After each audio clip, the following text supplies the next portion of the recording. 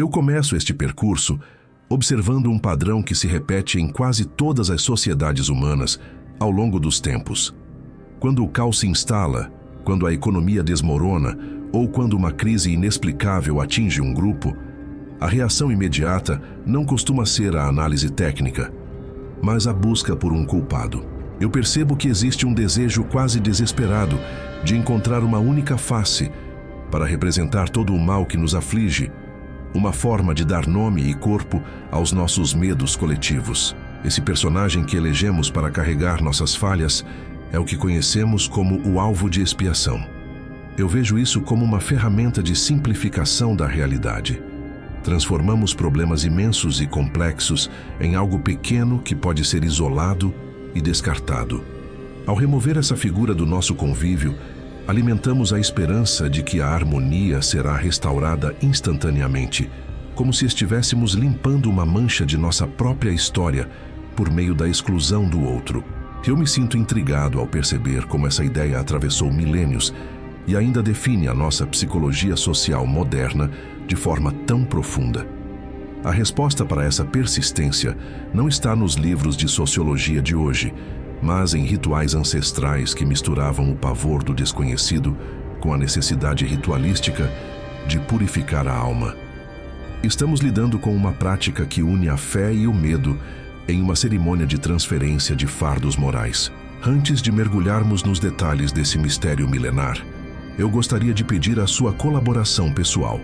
Se você aprecia este tipo de reflexão e quer me ajudar a continuar produzindo relatos como este, por favor, inscreva-se no canal e deixe o seu sinal de aprovação no vídeo.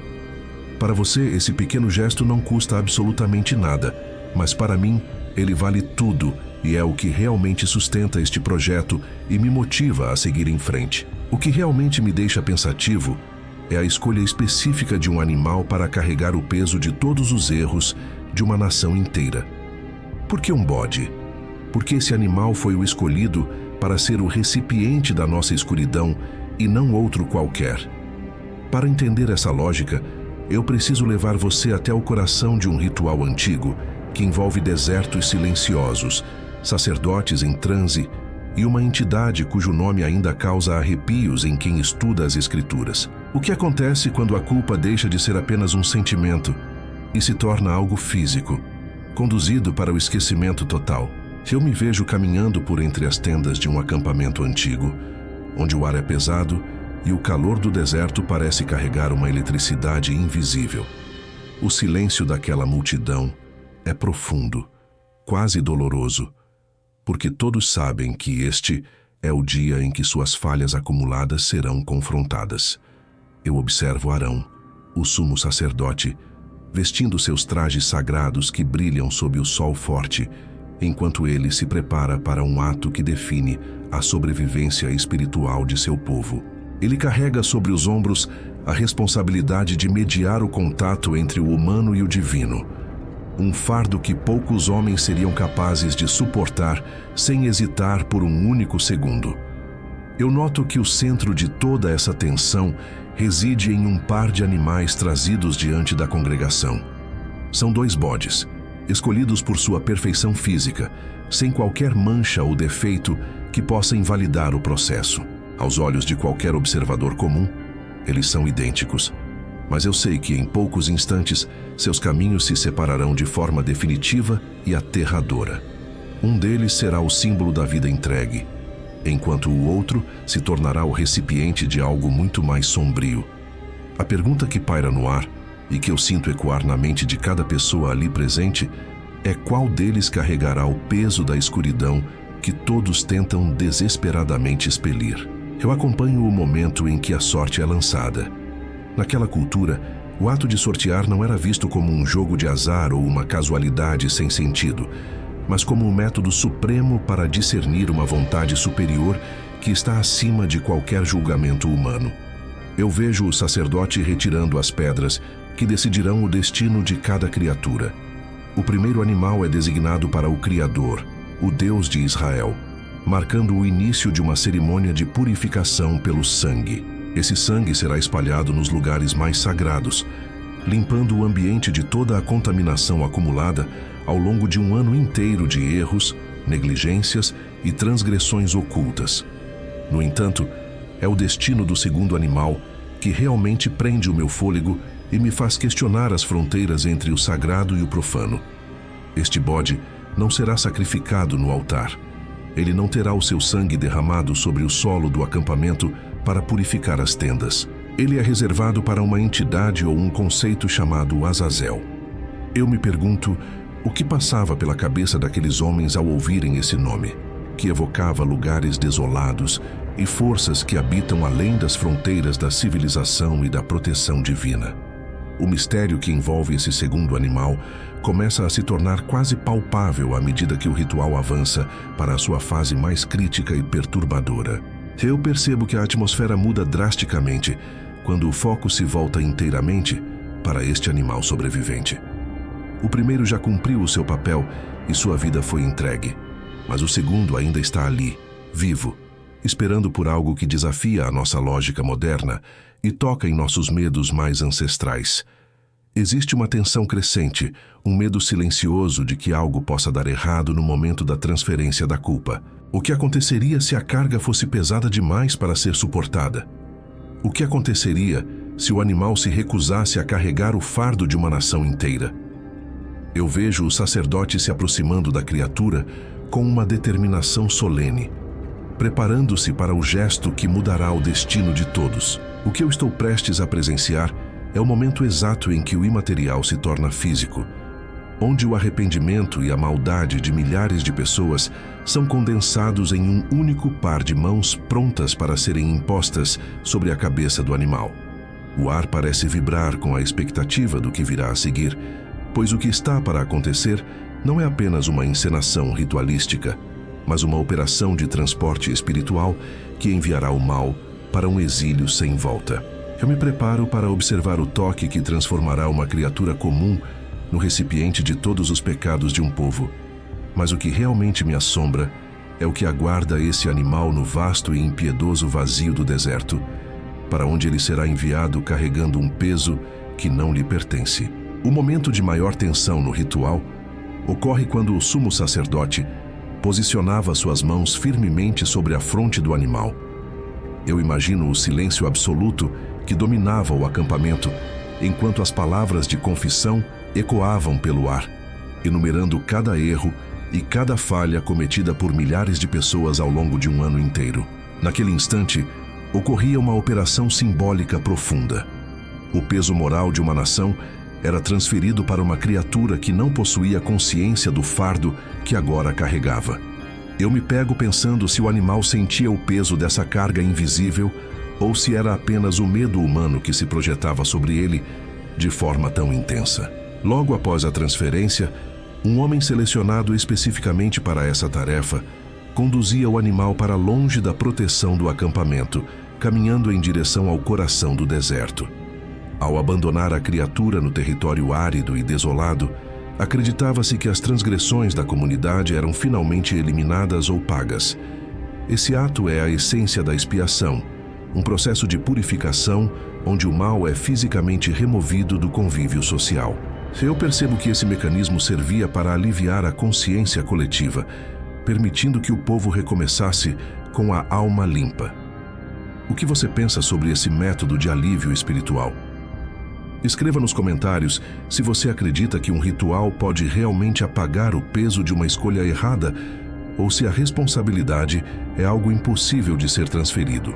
Eu sei que nem todos conseguem perceber a profundidade dessas tradições milenares. Por isso, apenas os escolhidos clicarão no botão para se inscrever agora e se tornar parte deste círculo de conhecimento. Se você sente que este conteúdo ressoa com sua busca por entendimento, sua inscrição é o reconhecimento de que você faz parte de um grupo diferenciado que valoriza a história e a verdade por trás dos nossos comportamentos mais antigos. Ao expandir minha pesquisa para além das fronteiras daquela região, eu descobri que essa ideia de usar um ser vivo como recipiente para a má sorte ou para o pecado era uma prática comum em todo o mundo antigo. Registros em tábuas de argila, na cidade de Ebla, situada no norte da atual Síria, Descrevem cerimônias de casamento real, onde bodes levavam a impureza de túmulos reais para o campo aberto. Da mesma forma, no antigo Império Hitita, animais eram enviados para longe, para proteger a realeza de maldições e doenças. Eu fico impressionado com a universalidade desse conceito de transferência de males para garantir a sobrevivência espiritual de um povo. O que torna essa investigação ainda mais intrigante é perceber que o uso de animais era apenas uma parte de um sistema muito mais vasto de purificação social. Em algumas culturas, a necessidade de se livrar da culpa era tão intensa que as vítimas escolhidas precisavam ser muito mais semelhantes aos seus algozes para que o efeito fosse considerado real.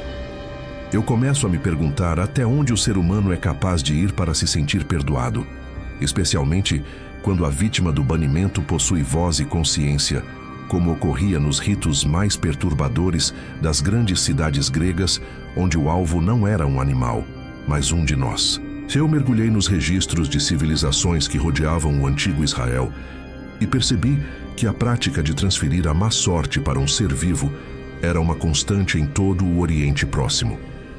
Na antiga cidade de Ebla, situada no norte da atual Síria, arqueólogos encontraram evidências de um ritual realizado durante o 3º milênio antes de Cristo. Antes de um casamento real, os sacerdotes purificavam o mausoléu onde os antepassados estavam sepultados. Eles utilizavam um bode com um bracelete de prata no pescoço para absorver toda a impureza daquele local sagrado e, em seguida, libertavam o animal em direção às estepes desabitadas. As trilhas dessa tradição continuam no Império Hitita, na região que hoje é a Turquia, durante o 2º milênio antes de Cristo. Lá, os rituais eram específicos e variados. Um exorcista preparava um touro para o rei e diversos outros animais para a rainha, todos classificados como seres enviados para longe. O objetivo era que esses animais carregassem qualquer falso juramento, maldição ou impureza cometida diante dos deuses, levando esses males para fora da presença da divindade e dos governantes. A precisão desses atos mágicos é impressionante. Não se tratava apenas de um gesto simbólico, mas de uma operação considerada real e eficaz pela mentalidade da época. Eu me pego imaginando o alívio que um governante sentia ao ver o animal partindo com o que ele considerava ser a causa de todos os seus problemas. Será que a mente humana sempre precisou de algo material para conseguir acreditar na remoção de um fardo que é puramente espiritual e invisível? Existem também exemplos envolvendo criaturas bem menores, o que mostra que a força do rito não dependia do porte da vítima. Em certos ritos hititas, um pequeno camundongo era utilizado para carregar o mal. Os praticantes amarravam um pedaço de estanho no animal, depositando nele as desgraças que afligiam o grupo. O camundongo era então solto em um local despovoado, levando consigo a carga negativa.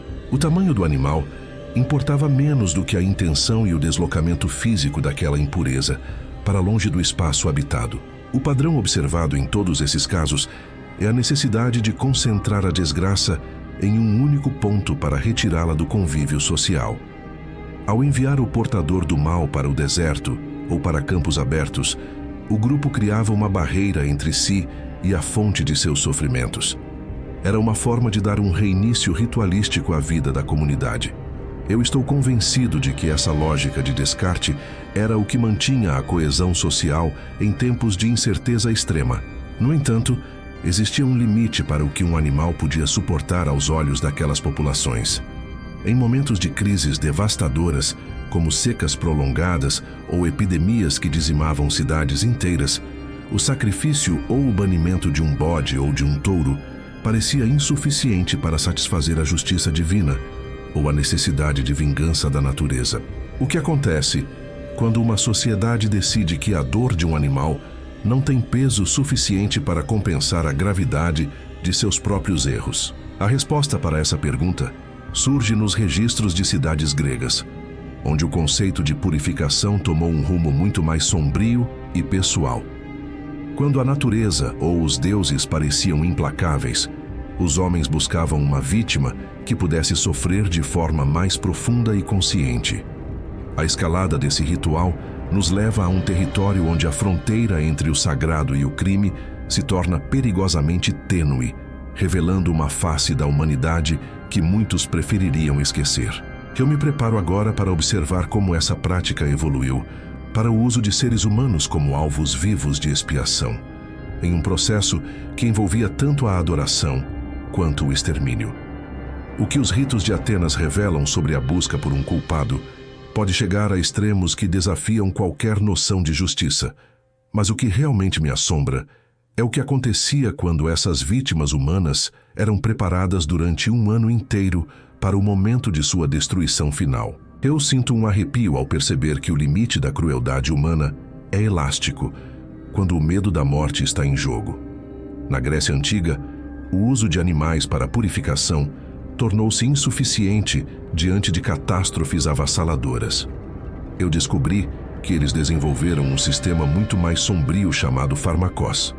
Em períodos de peste, fome extrema ou secas prolongadas, a sociedade não buscava apenas um bode, mas um ser humano para carregar a culpa de todos os cidadãos. Geralmente as vítimas eram escolhidas entre os indivíduos mais pobres, escravos ou pessoas com alguma deformidade física, sendo vistas como descartáveis pelo restante da elite urbana. Eu observo um detalhe perturbador nesse processo. A vítima não era maltratada desde o início. Pelo contrário, em certas cidades como Atenas, esses indivíduos eram alimentados com as melhores comidas e vestidos com roupas luxuosas, às vezes por um ano inteiro. Eles eram tratados como figuras sagradas, mas essa honra era apenas o prelúdio de um destino terrível. Quando o momento do ritual chegava, toda a benevolência desaparecia. O farmakós era conduzido pelas ruas, enquanto a multidão descarregava sobre ele seus gritos, insultos e pedras, acreditando que, ao expulsar ou eliminar aquele homem, estariam limpando a cidade de toda a podridão espiritual e biológica. Estatísticas históricas sugerem que mais de 80% das sociedades antigas possuíam alguma forma de ritual de transferência de carga negativa, mas os gregos levaram isso para o campo da arte e da filosofia. Eu vejo esse padrão refletido na história de Édipo Rei, em Tebas. Quando uma peste terrível dizimou a população, a única solução encontrada foi localizar o culpado pelo crime que gerou a impureza. Mesmo sendo o rei, Édipo acaba se tornando o alvo de sua própria lei, sendo banido para que a cidade pudesse respirar novamente.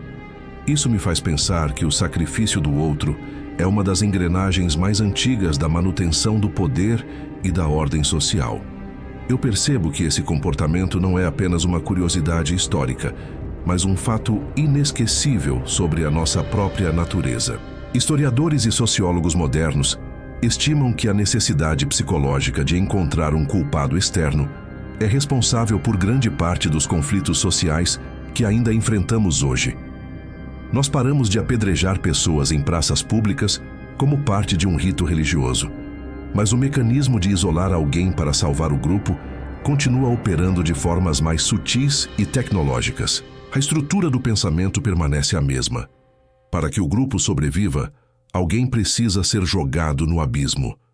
O que me deixa verdadeiramente intrigado é como essa prática de banimento se conecta com a instrução técnica detalhada que eu encontrei nos registros mais antigos do deserto.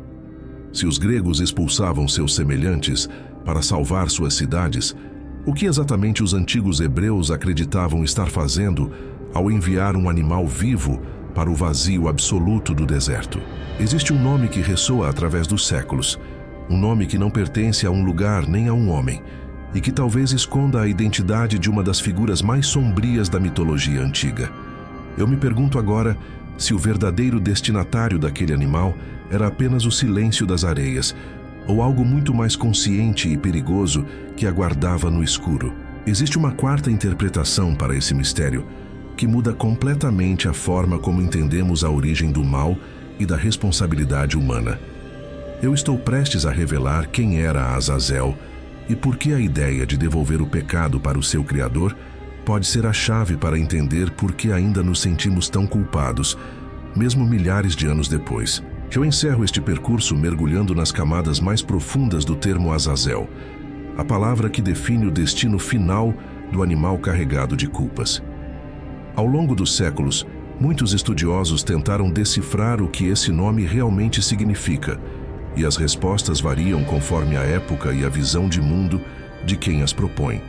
Eu percebo que para os tradutores judeus que viviam no Egito Antigo, a palavra era entendida apenas como uma descrição do ato de enviar o animal para longe. Para eles, não havia um ser misterioso esperando no deserto, mas apenas um processo de expulsão necessária para que a pureza fosse restaurada. Por outro lado, eu encontrei registros na tradição rabínica posterior que transformam essa ideia em algo muito mais físico e definitivo. Segundo esses textos, Azazel seria o nome de uma montanha escarpada ou de um precipício nas profundezas do deserto. O animal não era apenas abandonado à própria sorte, mas lançado de uma grande altura para garantir que ele e todos os pecados que carregava nunca mais pudessem retornar ao convívio dos homens. Era uma forma de assegurar que o mal havia sido destruído de modo absoluto e irreversível, sem qualquer chance de que a contaminação voltasse para as tendas do povo. No entanto, existe uma interpretação que eu considero a mais fascinante e sombria de todas, presente em textos antigos, como o livro de Enoque. Nessa visão, Azazel não é um lugar ou um objeto, mas sim um ser consciente, um anjo caído que teria abandonado sua posição celestial para ensinar à humanidade as artes da metalurgia, da guerra e da vaidade. Ao enviar o bode para Azazel, o povo não estava apenas se livrando de suas falhas, mas devolvendo o pecado ao seu verdadeiro Criador. Era como se estivessem devolvendo uma correspondência indesejada ao remetente, entregando a escuridão àquele que a trouxe ao mundo pela primeira vez. Eu reflito sobre como esse conceito de transferir o peso da nossa consciência para um terceiro atravessou os milênios de forma quase intacta. Nós deixamos de realizar sacrifícios em desertos e paramos de observar sacerdotes confessando pecados sobre criaturas irracionais, mas a estrutura psicológica por trás disso permanece presente em nossa rotina. Eu vejo que, na falta de rituais sagrados, passamos a eleger alvos sociais, grupos específicos ou indivíduos isolados para carregar a culpa pelas nossas frustrações e crises coletivas. O mecanismo de buscar um culpado externo é uma ferramenta que ainda usamos para evitar o espelho e a necessidade dolorosa de encarar nossas próprias falhas de caráter. Eu gostaria de saber a sua opinião sobre este tema tão profundo que toca a raiz do comportamento humano. Você consegue identificar em nossa sociedade atual algum exemplo claro de como ainda praticamos esse banimento simbólico de pessoas para aliviar a tensão do grupo? Escreva aqui nos comentários o que você pensa sobre essa necessidade de encontrar um culpado para as dores que nós mesmos causamos. Se este relato trouxe uma nova perspectiva para a sua vida, eu peço que se inscreva no canal e deixe o seu sinal de aprovação no vídeo. Sua participação é o que permite que estas reflexões continuem a ser produzidas com a profundidade que o assunto exige, e cada nova inscrição fortalece o nosso círculo de conhecimento. No fim das contas, eu percebo que enquanto não tivermos a coragem de carregar o peso das nossas próprias escolhas, o deserto continuará cheio de vítimas inocentes, pagando por crimes que elas nunca cometeram.